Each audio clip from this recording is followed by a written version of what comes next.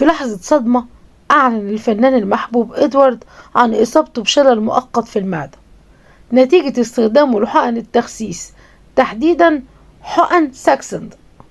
ووجه رسالة مهمة جدا لجمهوره، وتابعوا معايا لآخر الفيديو علشان تعرفوا كل حاجة.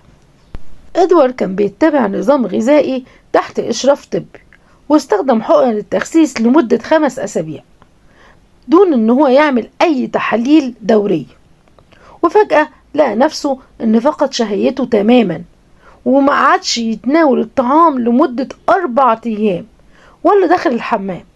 وإدوارد حس بألم شديد في المعدة، وبعد استشارة طبيب الجهاز الهضمي اتضح إنه مصاب بشلل مؤقت في المعدة، ده بسبب الحقن. وإدوارد حذر كل متابعيه وقال لهم بلاش حقن التخسيس من غير إشراف طبي، لازم تاخدوها تحت إشراف طبي. مؤكد إن تجربته كانت مؤلمة جدا، وإن هو تعب جدا الفترة اللي فاتت دي وجاله شلل مؤقت في المعدة. ربنا يشفيه ويعافيه يا رب، هو وكل مريض.